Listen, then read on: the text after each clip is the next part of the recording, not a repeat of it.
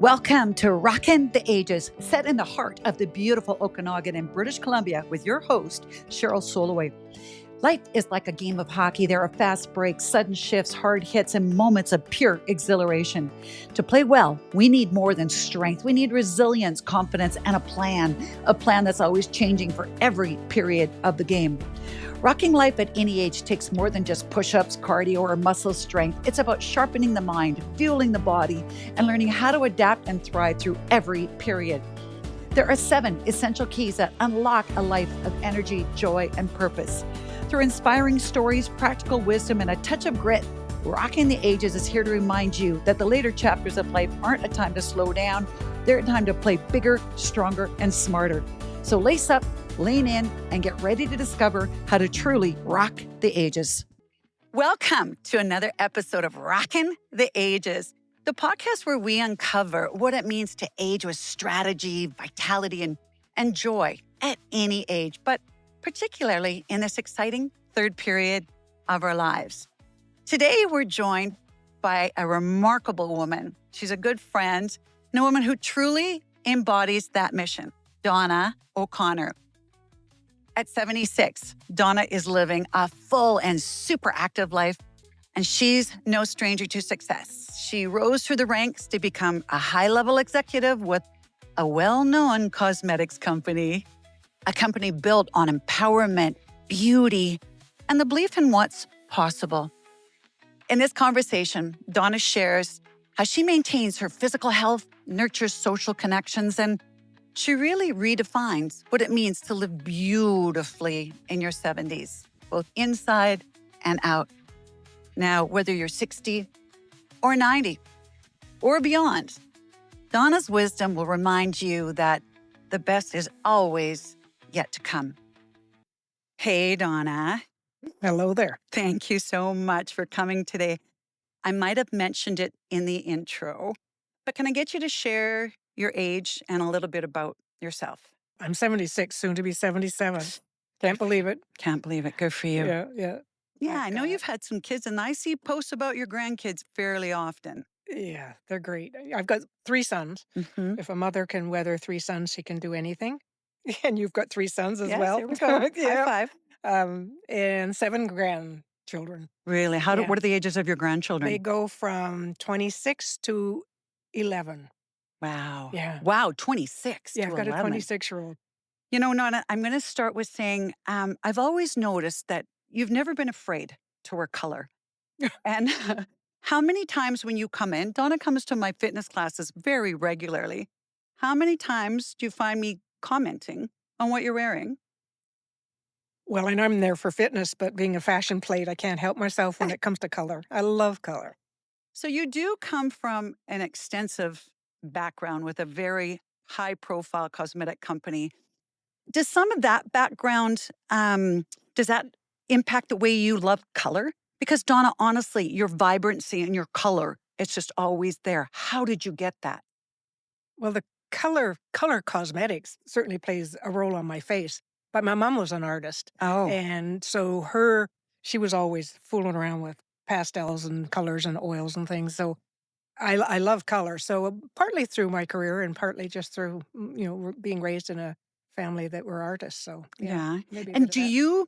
do you have knowledge about, as we age, does our color wheel, I know nothing about it, does our color wheel change? I don't think so. I think sometimes older people start to look drab and gray when their hair gets gray and they forget to wear any kind of color cosmetics on their faces and they wear beige and gray and it's just like, oh, to me that if you want to perk me up, put on something that's fresh just like the nature outside. Just I hope this makes you laugh a little bit, but as you've transitioned into the most gorgeous gray hair, I want you to share a little bit about that transition because I've witnessed it. I watched it. So Yeah. tell me what was going through your mind, any anxieties or uncertainties. Share with others that journey. I think women get stuck on their hair and sometimes they get stuck in a hairstyle where they felt real pretty at age 16. That's not age appropriate anymore either, but I got a wake up call from a very friendly hairdresser down in Palm Springs, and I was going in to get the dye. to, remove the skunk marks. The white was coming in, but I wasn't ready. I was so not ready. But he looked at me and he said, "Dear, it's time. Oh, love It it. is so time." Yeah. I said, "Really?" And he said, "Yeah." I do say in my first episode that one of the key moments for me, I was watching a woman be a keynote presenter at a very large conference in Anaheim. And she struck me as being in her 30s. And I suddenly heard her say that she was 60 years old and had raised 8 kids. And I seriously wrote down, when I grow older, I'm going to have red hair. And I also wrote down that's all about posture. But seriously, I do think hair, it can have a little bit of an impact. And I will say that it seems like redheaded women, have you noticed like Mm. somehow they seem to defy aging? But I mean, we're trying to make sure that these keys to aging, sure, we can do a little bit of appearances, but we are trying to give tips on the big picture, the 7 keys. So, Donna, one of the things that we're going to talk about, because I just admire so much in you, is my 6th key. I talk about the importance, especially as we age, because sometimes we have to refigure it out, is family, friends, and community. And you, my friends, are the master. Can I ask you, has it always been easy for you to be so social? No, I was shy as a goose before I started my career, but it was a personal development course that I got sort of paid to take. I mean, they focused on personal development, and through small little successes that were praised highly, I was able to just boost myself, esteem myself, image my self confidence. But it was little bit by little bit by little bit. But Really? my mentor, it was all praise you to success. Really? Yeah. So, can I ask, what age were you when you first started transitioning into a better social person? Well, let's see. I went through a nursing, became an RN, then had babies, but I was still shy and sort of uncomfortable in my own skin. I mean, it was okay in the house and I had the kids, but when I stepped out, I would have been about 31, 32. Hmm. Kids were little, and I Hmm. wanted more than just being a housewife and a mom. I loved that. That was my priority, but I needed that little extra. Cool. And through that, that's where the confidence came. Holy smokes, cool. So, was that around 30, 31 that you started with this high level cosmetic community? Mm-hmm. Hmm. Yep. I have to say, Donna, because she'll tell you that I struggle, and I'm fairly gregarious and out there, but I still struggle socially because Donna hosts some of the most popular tea parties and hosts some girl gets-togethers that everybody looks forward to. You've forgiven me, sort of. I struggle with it, and I think the other things we're trying to do is give people tools as we age to, if it's not natural, how do we help give them tools? Would you have suggestions as to, for those of us that it's difficult to find those social relationships? Um, well, my philosophy is all these strangers out there are just friends that you haven't got to know yet. Uh-huh. And to gently coach and nurture women to improve sort of how they feel about themselves and through the social element. That's why the tea parties are fun. Yeah, I've true. had ladies I invite and say, "Well, I'd love to come, but I don't have a dress." And it's like, "Okay, honey, well, you're going to go get one." Right on. And we're gonna celebrate our femininity, and we're all a lot of these girlfriends are coming in from the fitness center Hmm. that I've met, jumping around with, a wet bathing suit and wet hair, Right. and bring them in so that they have a social network within a different group. Yeah. And women are such nurturers just by hormones and just their history, I that's what agree. they I do. I I do think that women maybe are a little more disposed to go into a fitness class. Have you noticed? Do you think it's more difficult for men as they age to find those social networks? Absolutely. I do, I I do do. too. When we go into the fitness center, they're doing their fitness alone. Us girls are in, for instance, if I go into the aquafit class, the first half of the class, we're visiting and we're jumping around and we're listening, but we're talking. by the middle of the class, we're tired and we're paying more attention, and we've got our visit out. But it's social. It's so social. Yeah. Just jumping around in the aquafit class or in the classes that you've taught. Bless your heart. I mean, Thank you. they've been so fun. Thank you. But it's you wouldn't want to miss a class because not just the fitness, but it's the social element of coming in 10 minutes early and then going for coffee after, and wouldn't have that if you didn't get out of the house and go do it. So it's a double thing. It's a social thing and it's a fitness thing. Right. So Luckily where we live, we are seeing some men start to venture out and in aquafit or in fitness. And I talk a little bit in my first episode, we've discovered pickleball. And it's been crazy how that would be much good. that Yeah. sport has created a social environment. And I think men like to compete potentially more than women. So, all of those things, trying to really encourage both men and women that if it's not natural, try reaching out, try going to a community center, try Mhm. going to a rec center, and just anything, taking those steps to nurture that social need that they don't feel alone or isolated. Yeah, pickleball would be a really good one because there's a lot more. Golf is good, but Golf is good. you can ride in your own cart, and the girls don't do that. We don't want to ride in our own cart. You want to ride with somebody. Isn't that So true? the men, I think their wives and the friends can kind of nurture and push that. But I find that concerns me is that they Okay. tend to slow down and isolate more. 100%. I want to go back a little bit because I also know, Donna, that your life has not been easy. Mm. You had some tragedy that you overcame. I want you to share a little bit about that. What were the more difficult periods in your life? I was in a very abusive marriage, and Mm. getting out of it was a tragedy. I lived on a ship that we restored, and A ship. a ship. A ship. Yeah, Like yeah. how big of a ship? It was a World War II ship used in World War II, and we What? restored it. And it was 110 feet long, but a 30-foot beam. It was big. Oh my So goodness. we took it down Was to it a Panama. sailboat or it had an engine? No, great big what was it, 17-ton? Let's think. Big engines. I Okay. can't remember. Big Wow. Cummings engines. Wow. So No how sail. old were you when this is happening? 60. You're 60 and this is happening. Love this story. Yeah, we restored Holy it. I smokes. lived on it, worked in the wheelhouse, and then eventually took it. It was supposed to go into charter work in Panama, and so we took it all the way down to Panama and From where? from Vancouver. From Vancouver, you sailed to Panama. Yeah. How long did that take?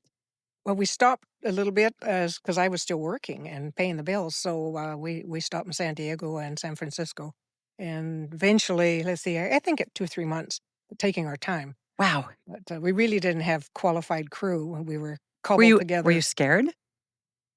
Too dumb to doubt. I mean, there were times, yeah, Hey? yeah. There were times when we were boarded by armed Mexican Navy at one point with all their machine guns all around. Were they just checking you out? Was it more of a safe? I think they were. No. Well, I don't know. Oh. It was a little shady. It was a little scary, but and they stayed aboard, and they were at every porthole window all the way around the Look at your decks. guts at 60 years old.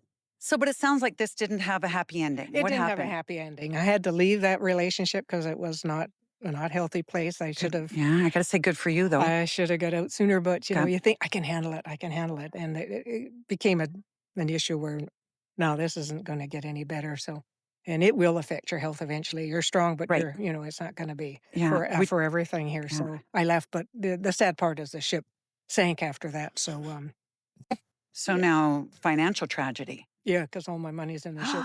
And how old are you at this point? I was 60 when I left. Really? Yeah. So it you're would have been- starting over Yeah. at 60. Yeah. We talk about mental makeup, mental fitness, mental toughness.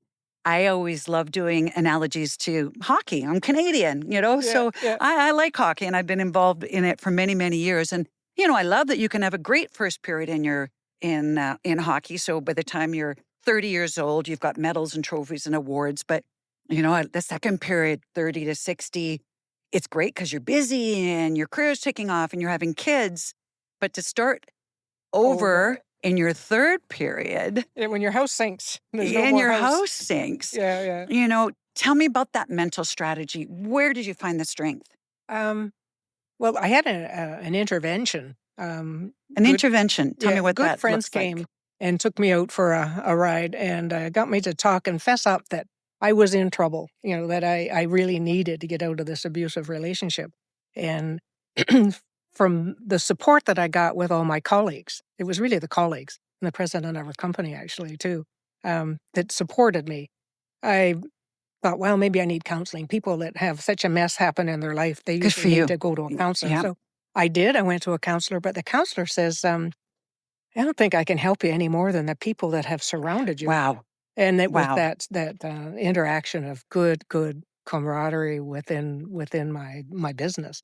I love how much you're confirming. I mean, key number one, your mental makeup, your mental fitness, your mental attitude. It's never too late Hmm. to seek help if you need help in that department. If you've got baggage to unpack, it's just really probably the number one key, I think, to start. So we're going to go into key number two, though, because I think you're also probably a mini expert at the very least in gut health. Donna, you obviously eat well, and I Hmm. think you watch what you eat. Can you tell me, did you have any periods in your life when it wasn't as easy, or is it even easy now? What can you sort of tell me about your story as far as gut health and how you ate? I've always eaten healthy. I mean, junk food, yeah, the odd bag of chips, but there was never any kind of. I would feel guilty Uh-huh. if I yeah, I feel guilt. That's like I know that's not good for me, Right? and so I would rein that in.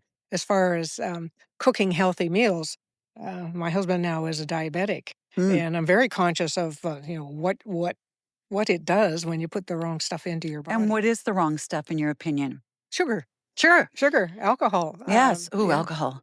that's another whole topic. That is a topic. Yeah. Yeah. So tell me how you cut that out. Is it pretty easy once you're used to it? What are your steps to cut out sugar? You just make the decision once, and that's in the grocery store. Don't bring it home. If you don't bring it home, then the temptation's gone. Right? So you got to be real strong in the grocery store. Okay. And so if it's not around, like I've got my husband will scour around looking in corners like an alcoholic looks for booze in the cupboard um, for sugar. And if it's not there, that Interesting. decision is taken away. So Interesting. making just Can I ask, do you personally take any supplements at 76? I do. I take the vitamin D for sure and the Okay. omegas. Vitamin And D, omegas. yeah. A multivitamin. Okay. There's so much magnesium and all these things, but I kind of lay off a little bit of that. Do you? Yeah, I'm pretty much just the essentials. Okay. I was talking to my doctor because at this age you get a little bit of high blood pressure, so you get all that going on. And I said, "Well, should I be taking this?" And they say, "Well, it's not going to hurt you." Okay. But sometimes there are interactions. So, when in doubt with some of the supplements we take and how well tested they are, I always go to my pharmacist because they know more than my doctor, I think sometimes. I agree. That's their skill set. So, Uh-huh. really and calcium, And you know. calcium. Yeah, Have you ever calcium had your bone especially. density tested? Oh, yeah. How is That's your bone density? well, they after a ski mishap, I had it wasn't a train wreck fall when I was skiing, but I thought I'd cracked a rib, but I'd had a compression fracture in my spine. So then it was like, okay, let's pay more attention here. So the bone density shows, yeah, there's osteoporosis there. So Right. And so have you been, was it been anything prescribed for your bone density? I know there's a supplement, bone basics type supplement, or have you found that you could manage it through your diet? well, calcium and Calcium. vitamin D. Okay. But then when they looked at really deeper dive, the osteo guys said, well, we're going to put you on a zoledronic acid. Sorry? They put me on an infusion for bone Oh, density. okay. That's kind of a new thing, and it doesn't build it back, but it stops it from getting worse. Do you have to repeat that? Yeah, it's a once a year, Really? but then they keep checking the bone density. But the biggest thing is keep moving, keep your diet good, do your calcium and your vitamin D. Those are really important. Right. And this zoledronic acid is what they put into me. I resisted it. I don't like putting anything in my body that I don't have to. Interesting. But Yeah, I unless you thought, have well, to. I'm not the expert. I haven't studied this. This isn't my. I'm not a doctor. Hmm. I'll ask my son. He's a You're doctor. pretty wise. You've got good self-awareness, obviously, right? You Yeah. seem to be, to know what you need and not overdoing what you don't need. So man, oh man, you're on target. I also talk about posture being my third key, and boy, you nail that one. You carry yourself beautifully, and that's just something that we try to teach it for people that aren't blessed with that.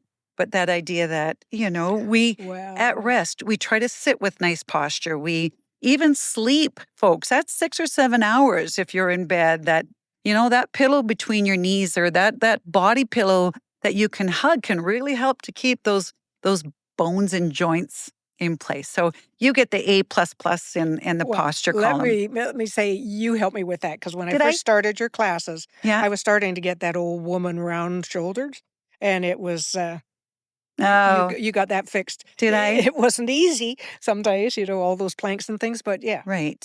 it helped. It really helped. Awesome. And yeah, I was active, but I wasn't doing as much as you got me doing in classes. I actually I don't want to self promote too much here, but I do want to hear more because I have watched you, Donna, and a multitude of our friends that come to class. And we try really hard in our classes to not just do same old, same old. Hmm. We do try very hard to address our joints, especially our feet. We do our feet, our ankles, our knees, our hips, our spine. We use a soft chi ball to sort of mobilize through our thoracic spine.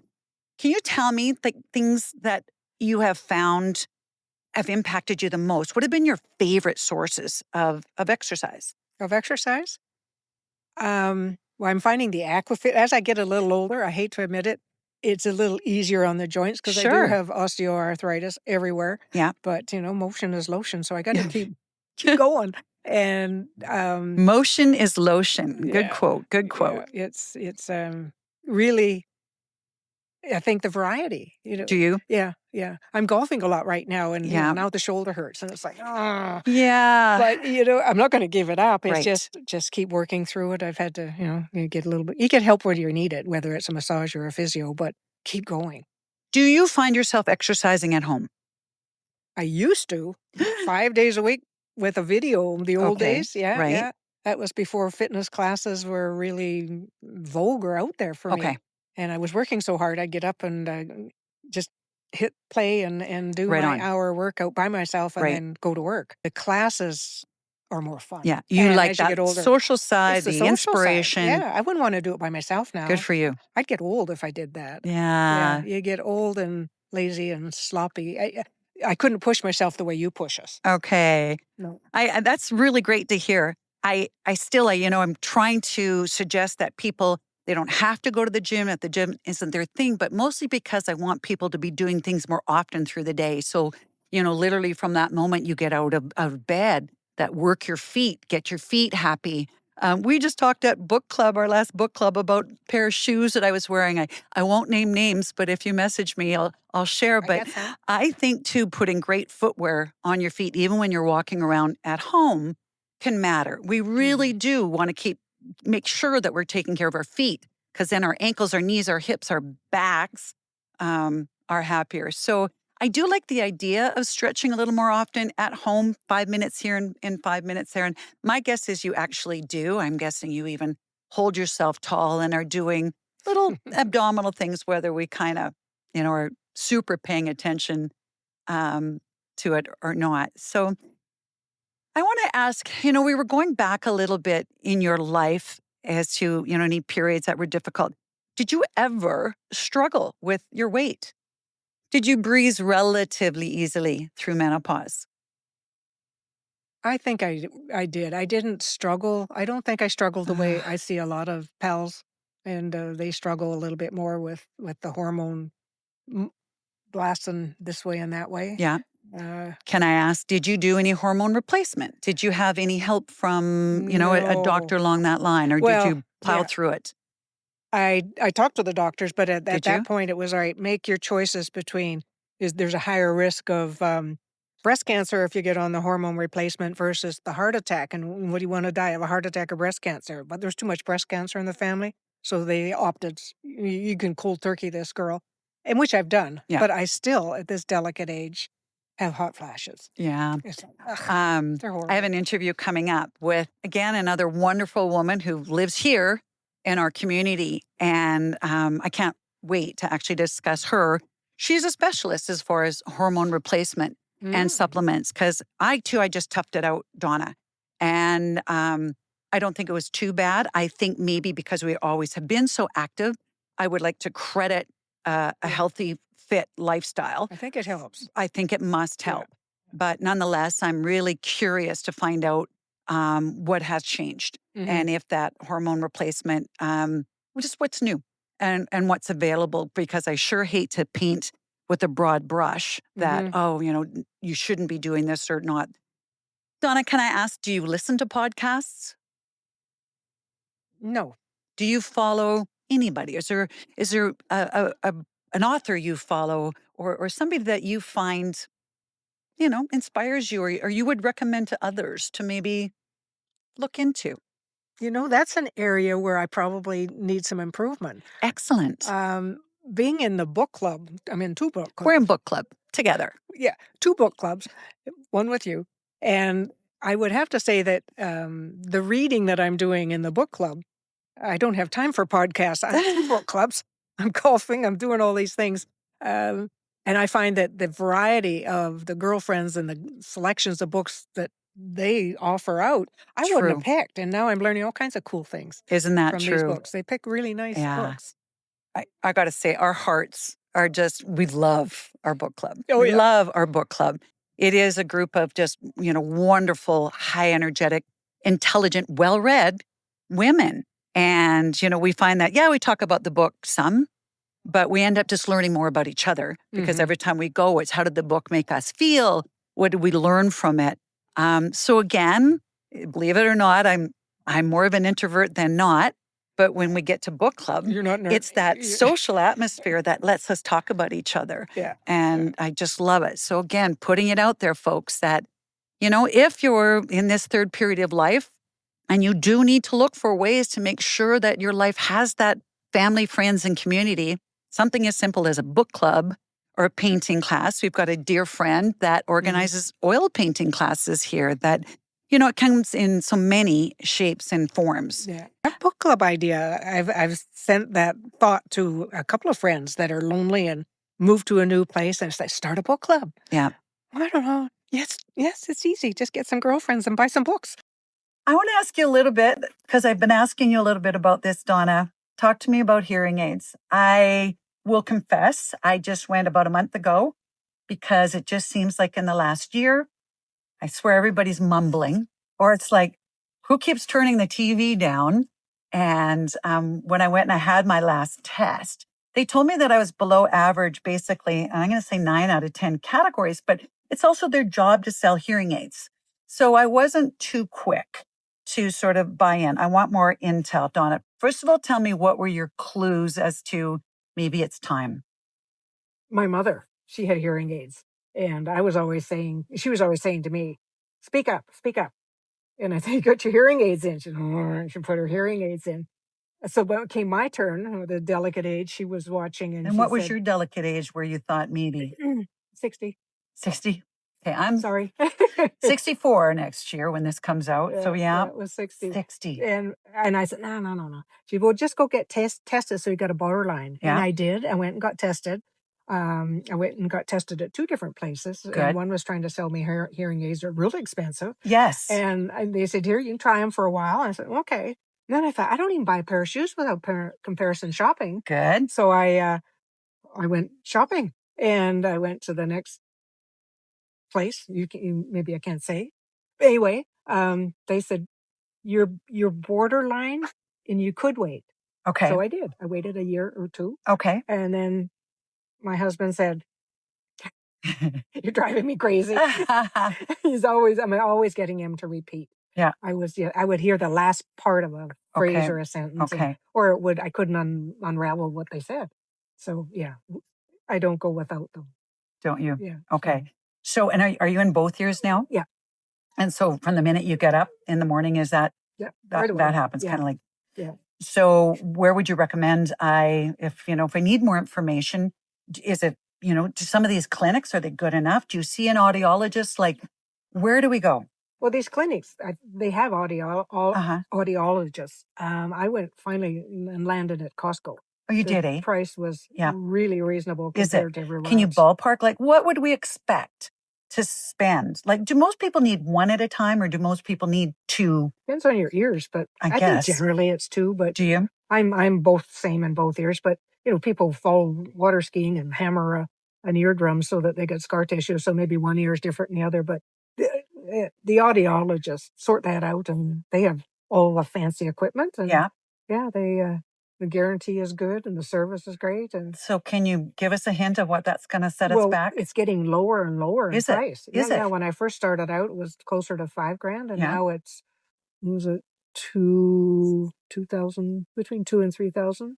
Thing with hearing aids, if you don't get into it, studies are showing that you're not in the social realm that you should and could be. And earlier sense of dementia and things, they're saying, well, that's going to affect early onset dementia, or Alzheimer's. Donna, thank you for bringing that up.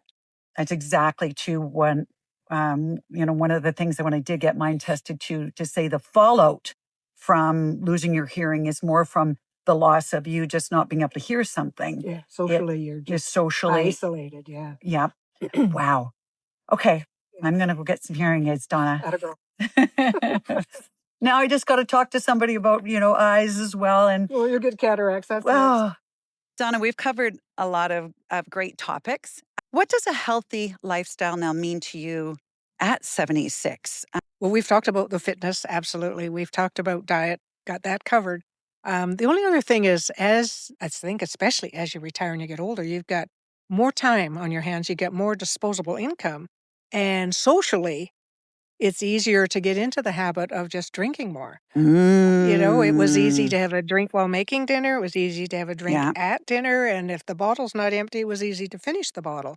And I come from a family, my father was an alcoholic, and I see alcohol just destroy so much good in this world, whether it's car accidents or just divorces or abuse and rapes and mayhem. I mean, it's not a good thing. I mean, it's a neurotoxin.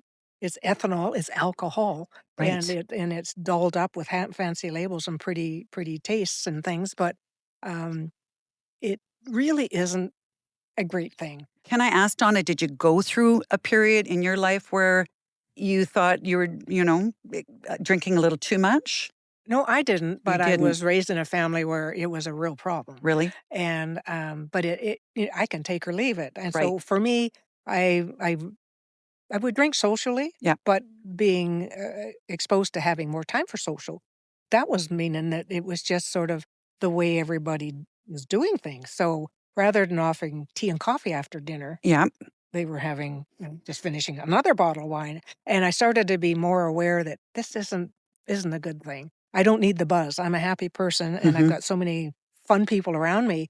And when we think we're really fun and making great conversation, but when you've had too much, it's not pretty. And too much is not as much as people even think. So I will confess, you're bringing up a topic that I've only recently really improved at and embraced. Mm-hmm. And again, Donna, it was at our book club.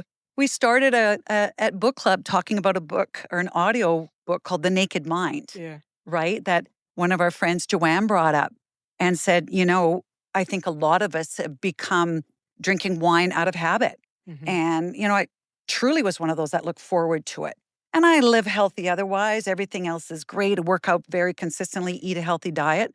But very often, that bottle of wine that got opened while we were cooking dinner led to a second bottle now while we're eating dinner, which then impacted sleep, which then you had a headache in the morning. Sleep for sure. And I think, Donna, too, you're just bringing up such an important topic that we all need to look in the mirror and ask, is this affecting our lives? And not just the wine, or is there other types of alcohol that have simply become a crutch? Something to, water down maybe the loneliness, something to water down the boredom, Do I point a finger at man? I don't want to necessarily, but as careers you've retired from that career, how do you fill that space? Mm-hmm. And is that alcohol a crutch for just medicating? Well, I'm drinking, actually, it's a calming drink, they're calling it. So it's basically the main ingredient is magnesium biglycinate. So that magnesium biglycinate plays a big role as far as helping Other things like your calcium even go over the blood-brain barrier. Mhm. And they talk about how magnesium biglycinate will help potassium and your sleeping, your ability to calm down at night. Yeah. So, wow, getting rid of the wine, introducing this calming drink. Talk about a win-win. Yeah. And, Well, these to mocktails. I mean, socially when you go in and everybody else is still drinking, and socially it's to navigate that change of your mindset. yeah. But to have a wine glass, or people say, "What are Yes, you drinking?" Well, I've got soda water or I've got tonic with no gin, but in a glass that in a looks nice like it, glass. and so they're comfortable. I'm comfortable Yeah, with it, but other people, as I've shifted, yeah. they're uncomfortable that I'm not joining the.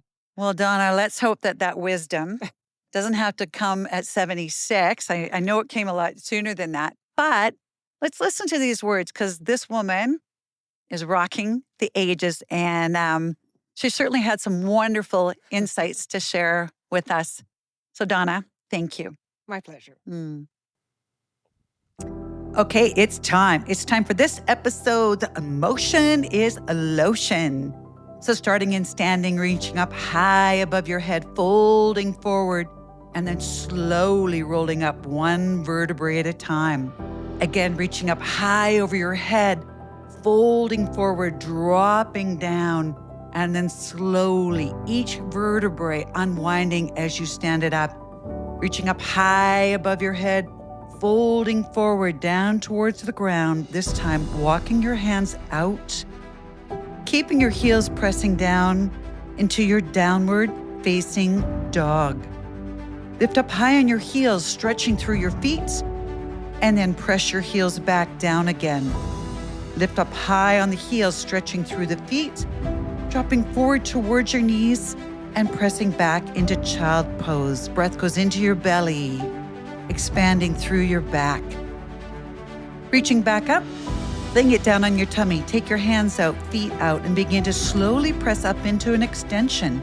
Again, unwinding your spine and opening up through the hips, dropping it back down. Inhale, press up, opening through the hips, softening through the spine, pressing through the shoulders, and dropping back down. One more time. This time as you press up, folding back down into a wide child pose. Now the breath goes into the sides of your belly as you're folding down into your tailbone. Stepping your hands back, curl your feet under, opening up through the hips, pressing down into your tribal squat. This is an amazing pose. Enjoy, open up through the hips, pressing your body up. You did it. Great move, everybody.